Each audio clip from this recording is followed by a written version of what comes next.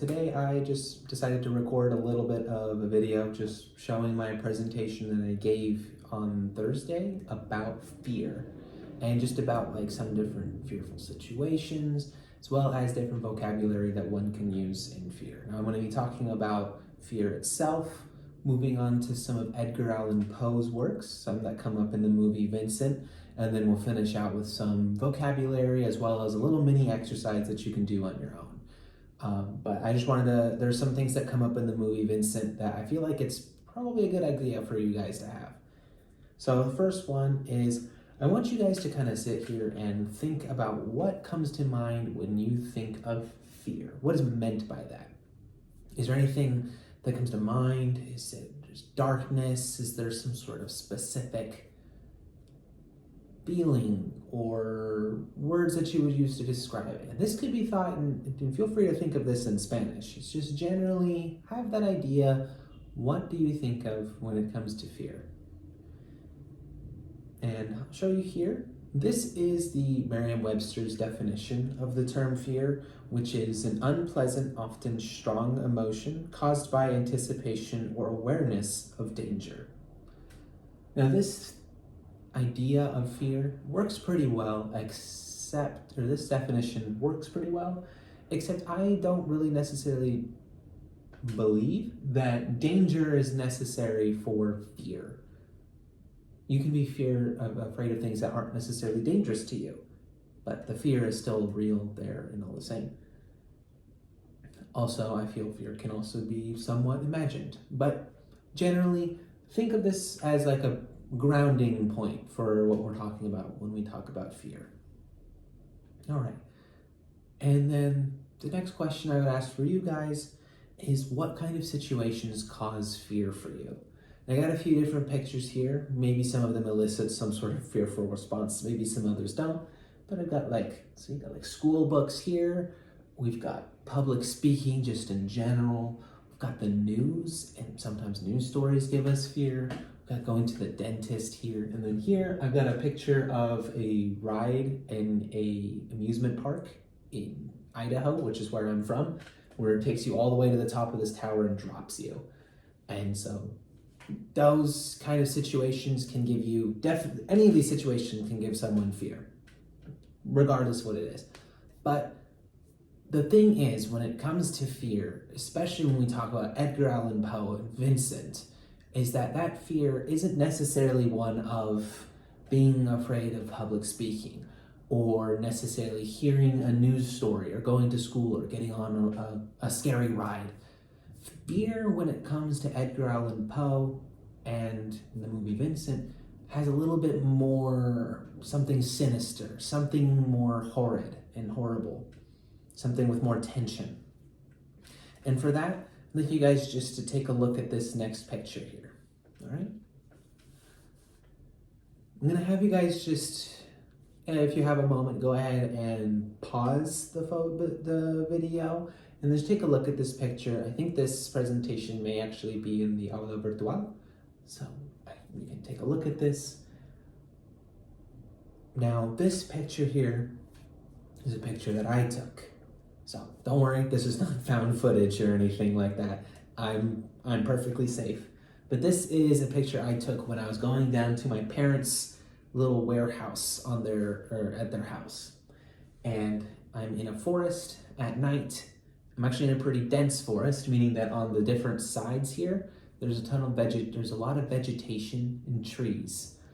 It was also raining on this particular night, and it was completely quiet. Kind of setting the mood for kind of how this feels. And then to add a little bit more to like how I was feeling, the reason I have a flashlight this strong and this powerful was that there's a lot of animals out in the wilderness that can be somewhat dangerous. Things such as mountain lions or wolves, coyotes, moose. All of these animals could pose some form of a threat. So it's always good just to have an idea of where they could be when you're going down. Anyways, kind of think of how this picture makes you feel. Think of what words you'd use to describe this picture. but I want you to keep a hold on it. We'll return back to this, but this is more highlighting what we're talking about when we talk about fear in regards to Edgar Allan Poe. This picture, not necessarily this picture itself, but the feelings invoked by this picture. All right, and speaking of Edgar Allan Poe, we've got the man himself here. Edgar Allan Poe was an American author who wrote short stories as well as poems, and in the Gothic genre. And he's a very well-known author in the United States. And just to start, moving on, is just a brief biography of Edgar Allan Poe. So Edgar Allan Poe was born on January 19th, 1809.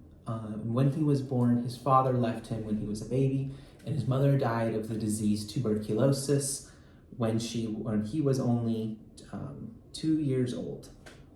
Edgar Allan Poe was then taken in by the Allan family, but he was never formally adopted, meaning that he wasn't actually officially their son. He mainly just lived with them during his childhood. I know it's a little complicated, but and then generally throughout his life, he had financial problems, which plagued him and prevented him from attending the University of Virginia and West Point Military Academy.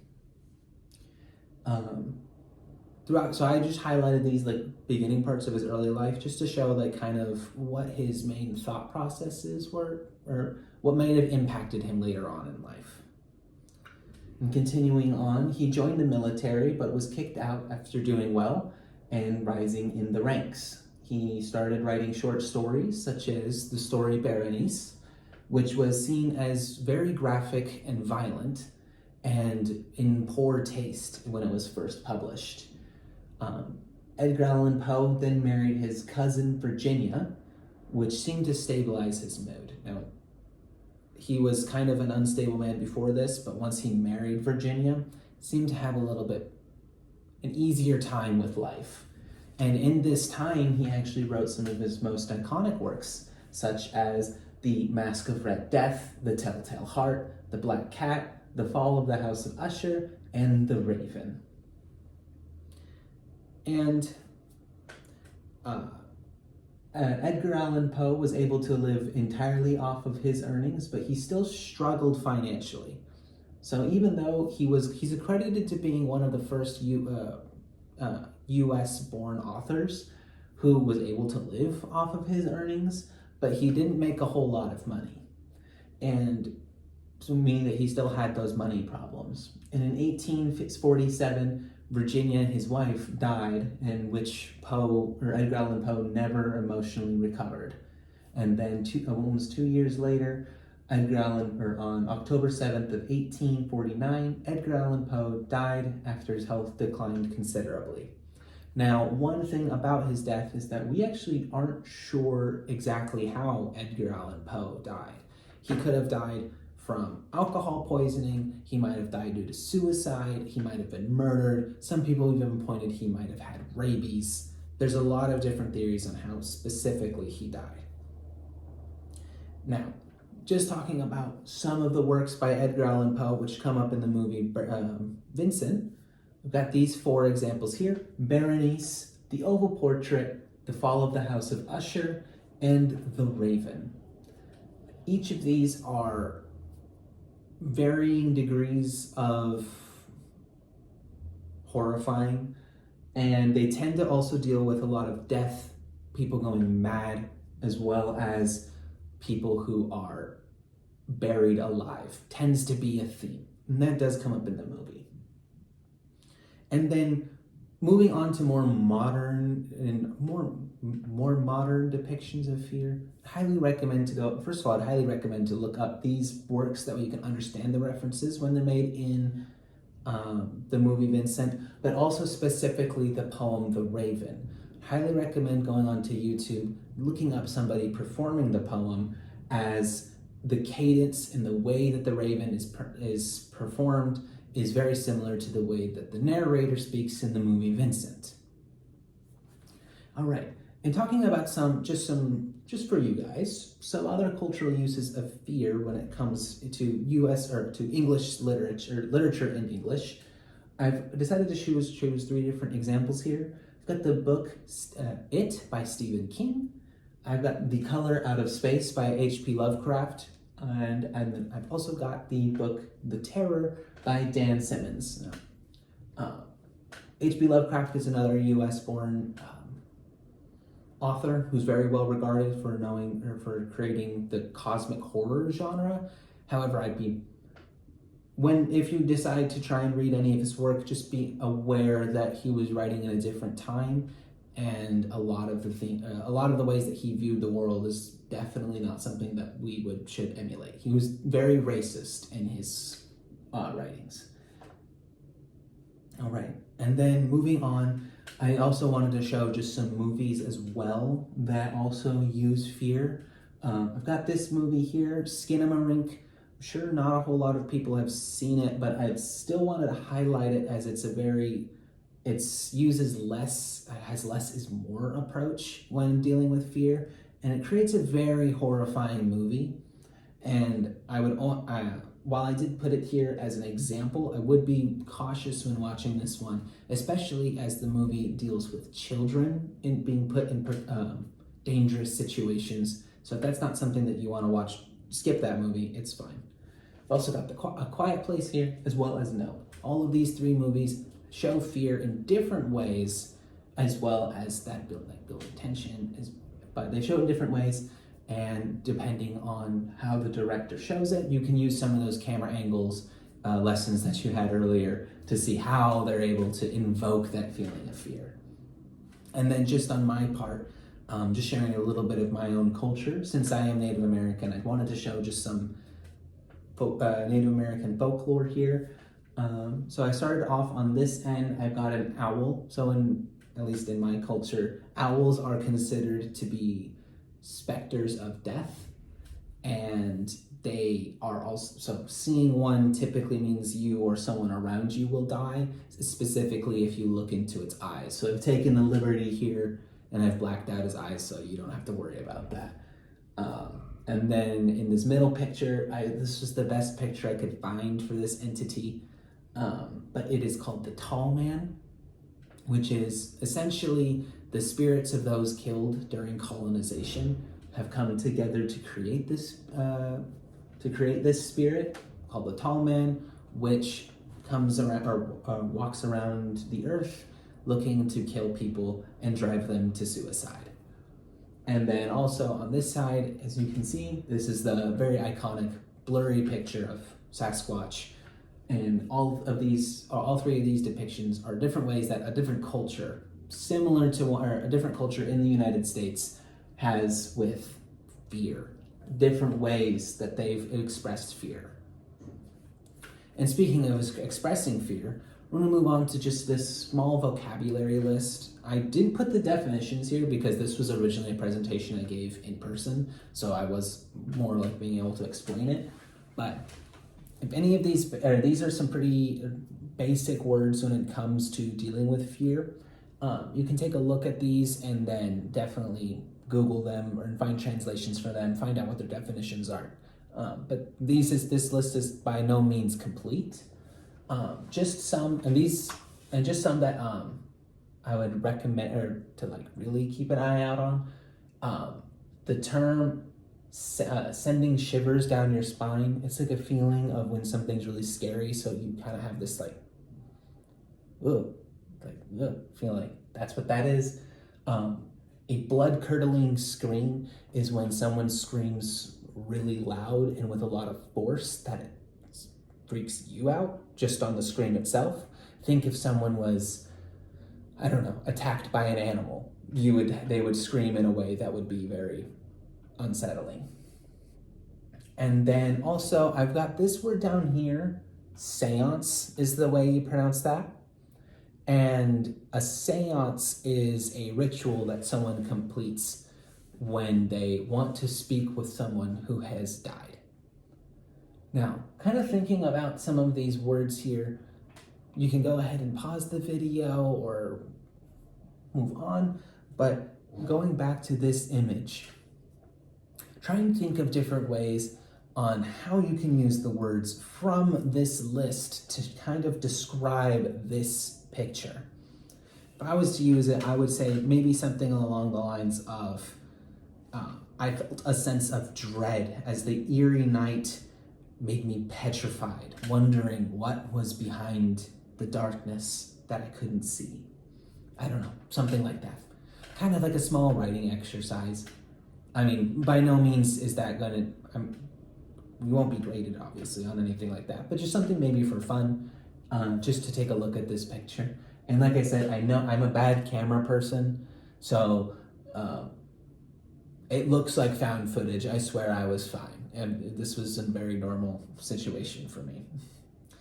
And then next, in regarding to the movie Vincent, talking a little bit about some of the vocabulary that comes up. There's some words that come about that I feel like some of you guys may not know. So it's these words here. They come up and they're a little bit more poetic, and they also tend to be a little bit more powerful, especially in the way the film uses them. The first one is tormented here. It's like another word for tortured, and I'm going to be jumping around. I'm not going to go through each one. This word here is pronounced ghoulish. I know you might want to say ghoulish, but it's going to be ghoulish. And ghoulish is something that has the characteristic of undead, or having the characteristics of something that is dead or dying, or something that is kind of spooky, more or less. It's going to have a ghoulish feeling about it. And it also comes from, it's like an adjective to describe something that appears to be like a ghoul, which is, if you took off the ISH on the word, you would get ghoul instead of, it's not a goal, it's a ghoul. Other words here, just so you guys can know, we've got doom here, which is like a word for finality, but in an incredibly negative sense. And then also, just to make sure you guys knew what the word encased meant. So encased means to be completely surrounded in, but also unable to get out. Think if you were encased in like an object. Something like an object would encase you and keep you in there. Think like a butterfly making a cocoon or a caterpillar making a cocoon before it becomes a butterfly. It's encased in something. This word here is pronounced tomb. You don't pronounce the B there. It's just tomb. Scrawled here is a way to describe how someone would write, where if you were to write normally, you may write something kind of like this. Scrawling is when something is done with less care. So it'd be a lot more, think like scratching, like a scratching motion when talking about scrawling. And then going on to this side here, I've had people ask me what creak is. Creak is the sound that like a door would make when you open it, and it makes that sound. That's what a creak is. And then the phrase beyond the grave. Beyond the grave refers to someone who is dead. So communicating with someone beyond the grave means you're communicating with someone who is dead. If someone is currently beyond the grave, that means that they are dead. Think of it as a poetic or a nice way just to say someone has passed away. And then down here, the word limp refers to something that has more or less lost its structure and has fallen. Think if someone died, they don't have any way to like stand up straight, they just fall over limp, is the idea. But with that, I just wanted to show you guys just some words relating to fear, as well as words relating to the movie Vincent.